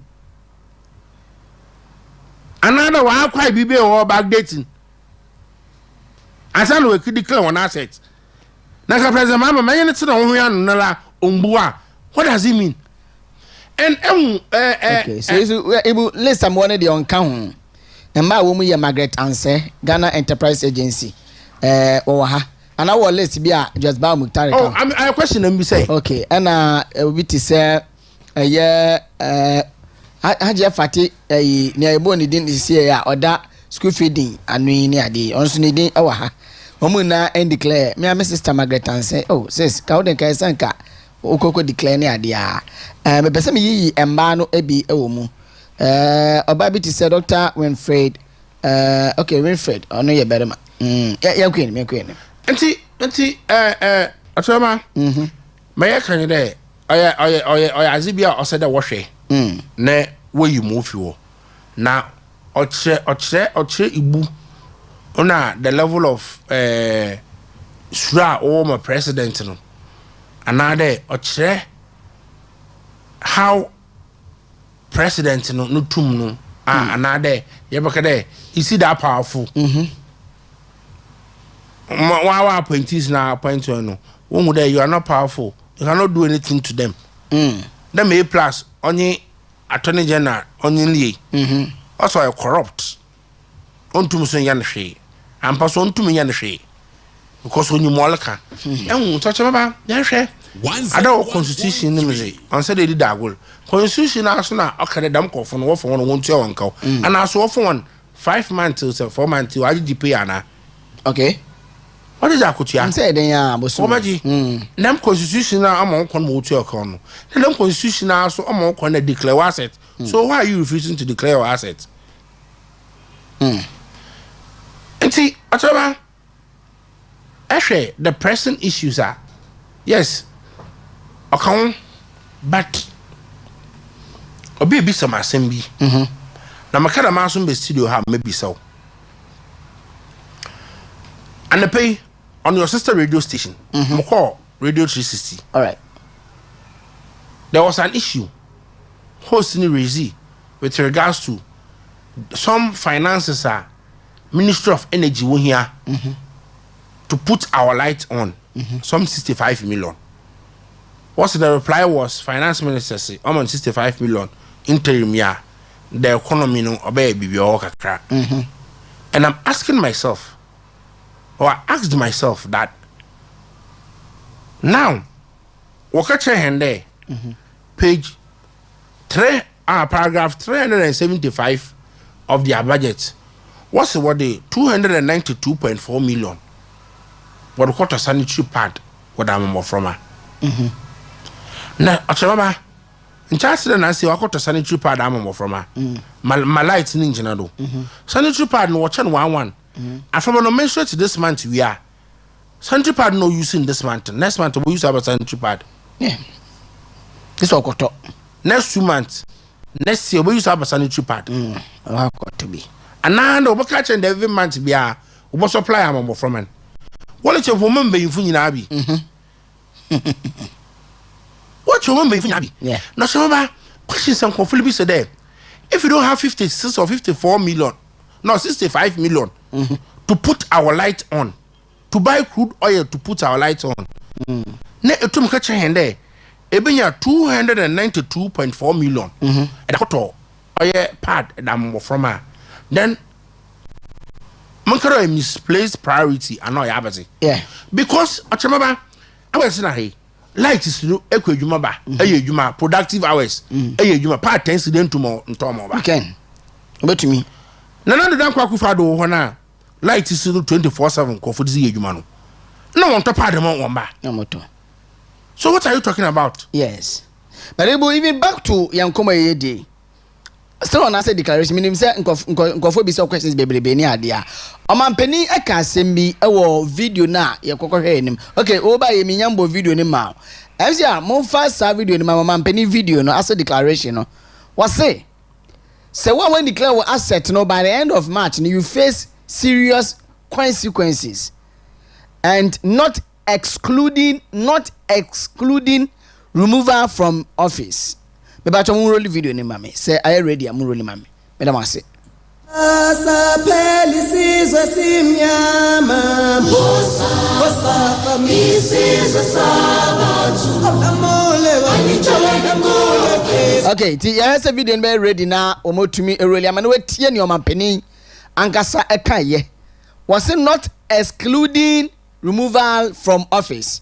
Me ba say tie sa audio no ana video ni ehwe bi na etie mu nsem na yede enkomo no eba na wie na fa mu course no ma me fa message we from bra me twese video no be ready. I say this is very serious, threatening the integrity of the Electoral Commission of Ghana. How and why should the institution employ officials for a very credible job and refuse to pay them? Is this fraud? That I take the declaration of assets very seriously and expect full compliance from them. I've asked the Chief of Staff to send word to all appointees to ensure that they declare their assets by the end of the first quarter of this year, that is by 31st March 2025. I wish to stress that any appointee failing to meet this deadline would face severe sanctions, not excluding removal from office. Even as we strive to hold past government officials accountable for their stewardship, I deem it even more imperative to enforce anti-corruption among our present public office holders. Charity, they say, begins at home. I'm therefore determined to take the necessary steps to ensure that we fight corruption. And now, we have 50 appointees, sir. Woman and declare what asset. Oman Mpuntuo, you've done nothing about it. And you know, and come out 14th March. Video boy ye. 14th March video. Oman Mpuntuo up to now. When we in the free woman womb, when you be unfaithful. It's a code of conduct, and they mokopa hon to mokoda na editire Ghana for no. Na mfa so ben na ebenya die free mu because initially onomo mbu others no. One more ambu and respect to others, no, and now they've flouted, they've defied the others. So, my fancy na Ibu Mabana do final way the amamena my pick course now. I say, please, Dr. Ibus and your voice are down. Please increase again. Okay, you Mati. Thank you so much, Junior. I am Mr. Ernest from Lolobi, Kumasi. Please tell the teachers to keep quiet. S3 as a separate. Okay. Tell the teachers to keep quiet. Separate. One minute, of course, separate. No. Inti medasipi and also the other ba. Yes, your voice no from Tebashania young Ejuma at the Amamu Sesia.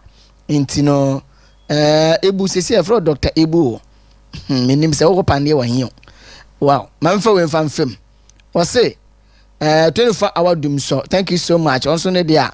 Wade aba eni. Say Mahama Pa. What a bad president from Alex. And so there wade aba eni text messages in gum. Is this doom so can serve Mahama's 24-hour economy from Ahen? Elmina ano different nowadays about Mahama we need 24-hour economy not doom so I am Akosia from Oman Mpuntuo constituency also there were day ababe woman. Good evening boss, please what is Mr. Sex sex for grade professor okay Ghana Bataza Jampo Ghana Bataza so what is Ghana Bataza saying about the Galamsey Ministers? Is the so-called professor in town? Intimpacha minimum de Ghana Bataza or Krumu dia. Again, Mr. President John Mahama can't achieve his goal. Messages in the Brenwan about 2 days. Medasipi. Ebu, just 1 minute now, Mempeke course. Yes, code of conduct. And for so also. Oh, an America there and say, and with a Midinka catcher there, one funny serious. And then you pay catcher hand at 31st match. Say Obialo will declare an asset. And spend. Even to the extent that originally appointment definition, and I don't know. Okay, yeah, you have a month. You may 31st no juma. Crama bosom fraba. April say to me, you may. Men who suppose I spend 5 days home. What I want in office. And no, Casano. One fun serious because now point is when there. What's all this again of Funin Ampo when you don't know more looking. Also there. Ekede oh mama mbabuna dwuma ye de ni nyina amayo no 120 days here papa ken they obey establish women's development bank ama nom ma wa tonaze we ye bi wo da hwe wo fie no sika odo quarter part 290 something million no odo so sin sika odo to odo fa establish bank no njenyim oh yeah 51 million but pardon the at the 292 million necessary counterpart at Abraham from her. Nessa Mameno, Okugomno. Say at the 400 million seed money no koto, no car, more than established bank and non account. No, my meaning be Bossa or Tranazi, party taste don't tum to manaba. And see, Nakas and appointees, no must well with the lawyer serious. No way would another Ocasimon to in the door. Okay. And some no condid no. I know I'm well with a no. 31st no say na lampo time upon my aba and blibi abaka ho. Me yes so 5 days for another month. Ontum ye foko and perform ye foko. Mo asan so obey the obey code of conduct level. Oh unveiling in there. No dey ama wo mo. Me da say e be san ba ho biem. Oh the doom so na bo. Doom so na bo. 24-hour doom so hene. Oh the doom so na bo. Doom so na bo.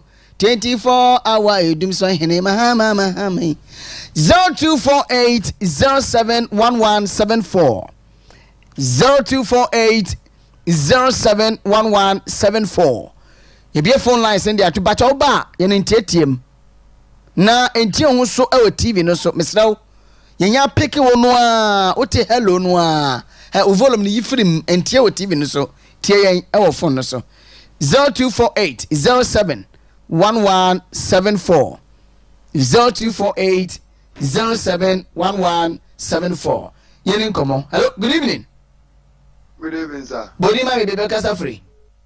Because if you Accra, the Kwame Asamoah. I mean, you Kwame Asamoah. I'm sure I'm ready my family about my it is a nice idea when you are more. And I'm sure I'm not to feel this. I said, as no, a member no one within it, and as you move strong. Timisro, Medase, and my drink shower deba. Observe for Kwanfu for Biso Didi or the cancer and think. I mean, Casano. Hello, good evening. Yes, madam. Apo me. I mean, I don't know your pa. What am I mean? Can you catch our case? I'm going to you. Mamma, all that in your trying. You are too. In Guasa, can a papa? That's a Galamsey, they a best I ain't careful. I mean, why you are I ain't careful, kind of plan easy. who says I knew how to. Demonstration work where and they have prayer, Mr. Free. Them Kuma, me judge, number one kind. My I rehold them, there was an answer. My I rehold papa. If he says a mamma, then you are too. You have bonnet the market in time and allow by resign. Also, yes, or resign. Now, yet all the Timus are more share Della, Mamma, you better book. Abutala. Say about. Hello, good evening. Good evening, baby, Casa Free. I have a song, because no problem. Me too, the white skin. Masa, I never already na. Still crown, yeah, you may be in Tinomunya, but Jamaica, Crabby, why? Now, with the Musha TV, within some few, even the Mosabecan radio, no. Mate. That's the kind of judgment, yeah, already. Oh, Munkafra. Me, I mean, Papa, Pa. Oh, Modo, Pao, send us your damonosa. Hello, good evening. Good evening. Bodin, baby, Casa Free. But you're from Kofuasa from Wasa East. I mean, take Kofuasa. Ukraine, me, Mahama, Nini NDC, dear. Sir Fano, a member, they are consistently inconsistent. Transama no more kind of opposition. Sir, 17 judges record 17 there a taboo. But got 21 there, Papa. One on my yetting. NDC for your homophobia. At that there, near Kushie, baby, any patapa. The next you, only nim choir, your fast while you can't as some more court. In Jomo, patapana, in the pet court as some 88.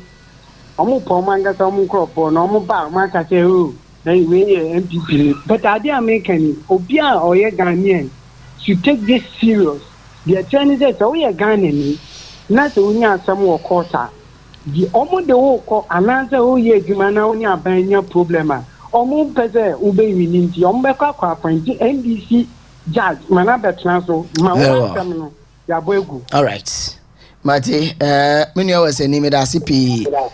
Hello, good evening. Good evening, what's up for one? Kamia Dumudin, baby, Casa Free. I'm part of Razakam Casa Free, just some town, Kojoko. I mean, Razaku. I am Mama, and I will be done now. I other will fail, and this a member will be done. We fail, Papa. Now, this year, the embassy of our Manemu. This year, one day. Also, this year, Mama, and our platform, the platform. Only the Papa Bia Magana man, NDC, Bia Magana man, the chairman incoming, NP, this incoming, this is. Okay, that's it. I mean, Papa. Hello, good evening. Hello, good evening. O voice no from Pa Bodin baby Casa Free. Asamanka say about body mame. Hello. Okay. Very well.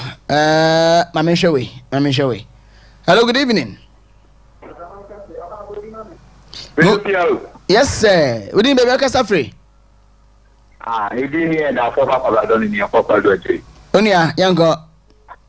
I am a Chinese Papa Queen with the great one, Chairman, great one to me. The incoming the national chairman, the Enchill do be a Yana, the MPP food in Yana, because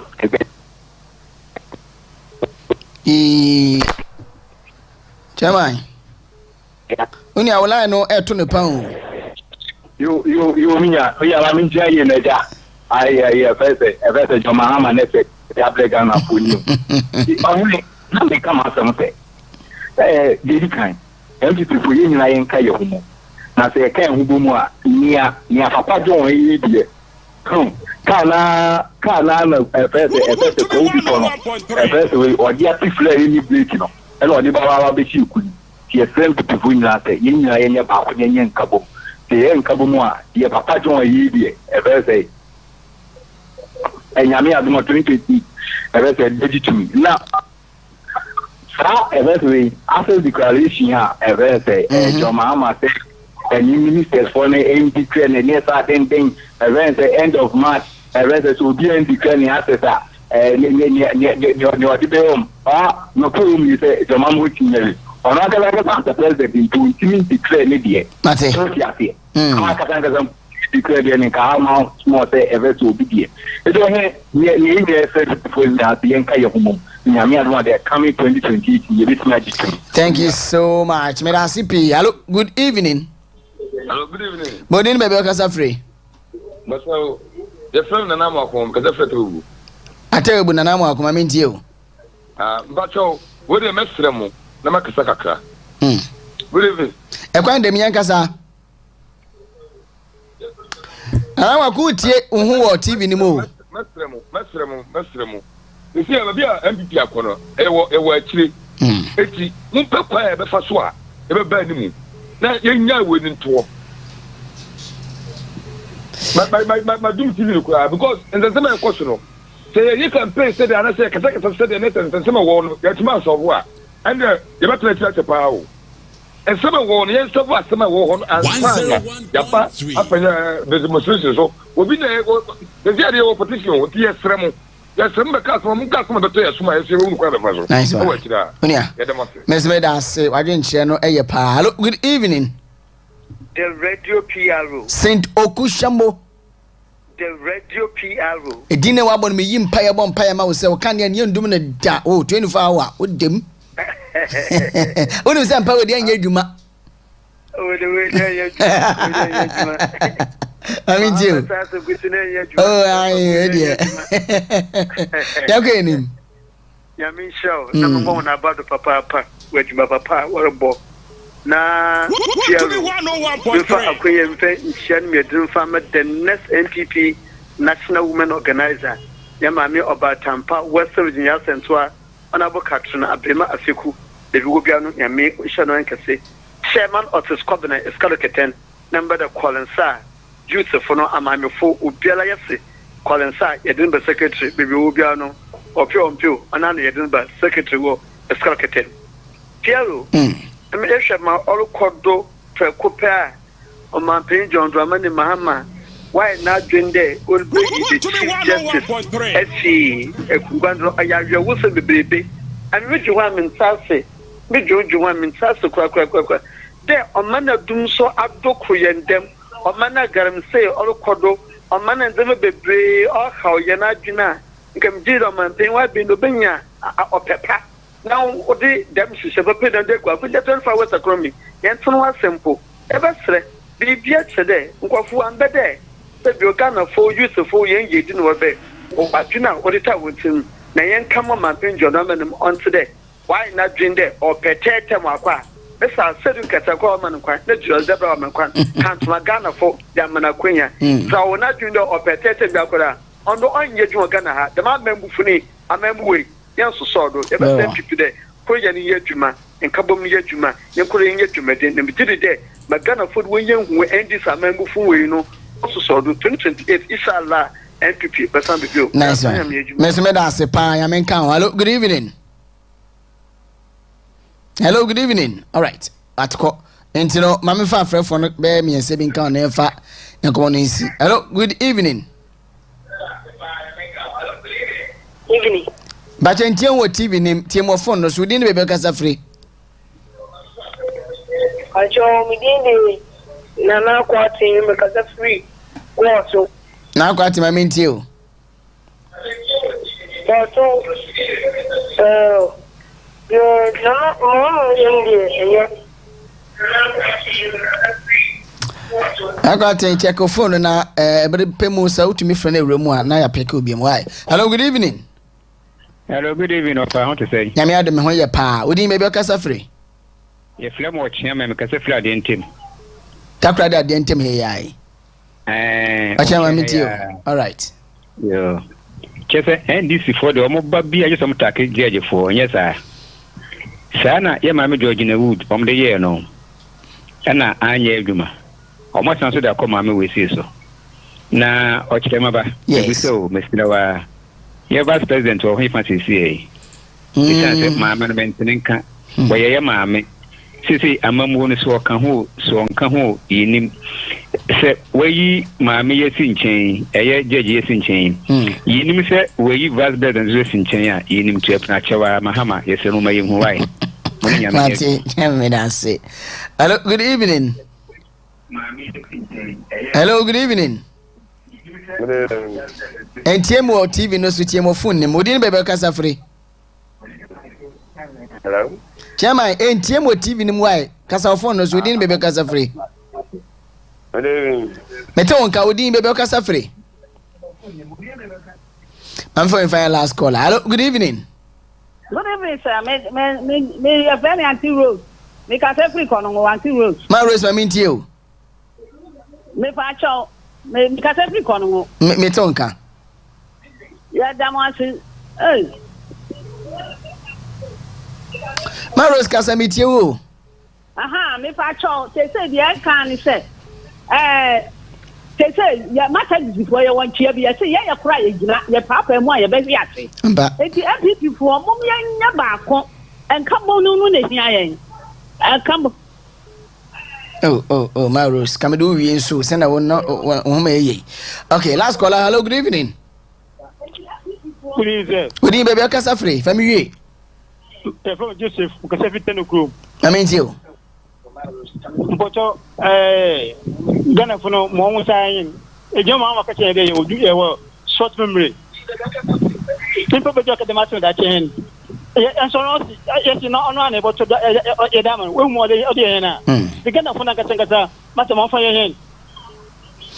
Mate, you fancy na Samuel Usu and you see ye count ye de be na obehuno. Na enkrabisha o minim nkran agaro unu ka o be se o ni awade wo ye free na se we mekodi a ohunum be so nsuo wa ebo evensi brother. Yes sir. Ashe Erastus Asare don on the Facebook post nda dabi President Mahama asuma national security for ma an award-winning journalist, huh? No. Okay. An award-winning mining site. Okay. Obini private mining site. Would they try to know what the mining site name for Kunisum? My national security for no mine or. Okay. Google Erastus as a Facebook. President Mahama was national security for. Waka jung pokone site if in some. Na ebinim look at Ibrahim Ama no some say Ibrahim Ama only 2 biawo national security for ndo. President Ama no 2 national security for ndo. Mama you can say waka je mpokone site. My national security for the past 4 days were mine or Okay, me ho. Ewa. Pa. Pictures in your account. Oh sure. Site in your pictures in your account. Na ye dama obey ye o manima. President Mama ha my info awowi. What's wo MP no friend no po MP no. Oscar Labi. Oh for Labi. Oyin last skill accord akoto gwan po de twene so okrom ho. Kwaso so atwa petition ablaw. The wo MP NDC MP o tugalam say or say nsu or say asase okrom ho enka ho he. Yo ha apodentro west to apodentro east. Constituency chairman. Also no constituency executive say mo ya yin ma. Enke ewu sama odidi state agencies okọ no okaye yi wo ho. Na you sit on concern. Tell me, as a former NDC buyer, why to stop this Galamsey menace? One. Blue water guard. Maybe you were that. One. Okay, back on Minister Kokusu TV so. Ama yehunu mobo. No, say obi kosu a chesa de na gini nsem nti ehunu mobo nti anu ne one means a e be o dey fight Galamsey no. So it tells us that in some original opposition kind MPP for no to Galamsey, MPP for no worry a day, MPP for if power. You are in charge of power. Galamsey is still ongoing. What are you doing about it? Nice one. You know should say Addition MPP4 perception.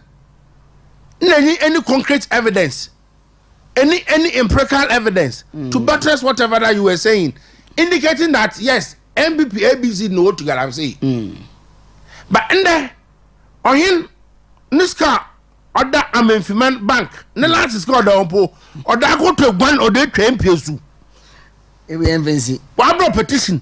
Who goes chairman? Will say you know to say a voice. Well, I catch so and go video a TV though. What is President Mama doing about it? And to in your share there, MPP abroad, I know what is somebody say MPP for no. MPP people guarantee no control or guarantee. Okay. Mate, you invency. But I see I'm saying we know man freeze on go for friend and free why. Yeah, they are free for see. Yes also.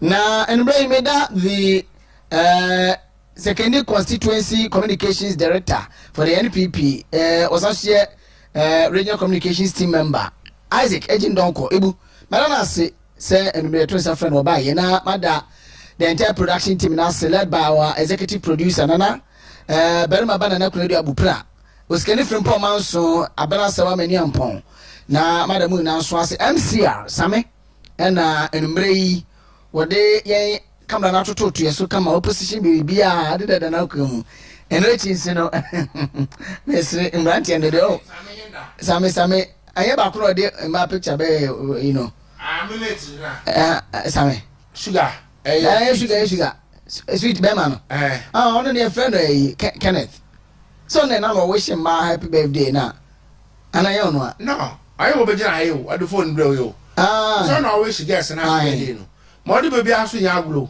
Na the end I can say no. My classmates. My dread no. Hey, fia wana I dread. No the answer. Na so ba on beto no kwa mjem kakra. Okay. Na so ba on beto no kwa mjem kakra. Aha, o kwa mjem kakra.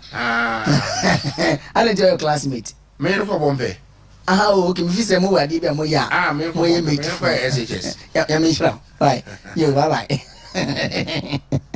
Now, I was say on a share come and say na yaro avoid money na associate unia so in my wishing no so Kenneth social media no share so come pad my anyway me na so asa unya bre na share yen wo TV no so na wutie yen odo messages by wo frɛ ye me de was pa ya me admo tena bena de besan e de mat watering discussions bi sen so e de abrɛ na make catch on say slow motion is better than no motion. Now God gonna change our story. You best send you kada et range over. Inti bibia de na come kama. Amembo ni dia nye my bompa say bibia be kama moving forward. Meaning you Okyeremaba AS Enchill the radio PRO. Ja Itabi Ajagra Rabasaka Abinzi Abazeberkuwa.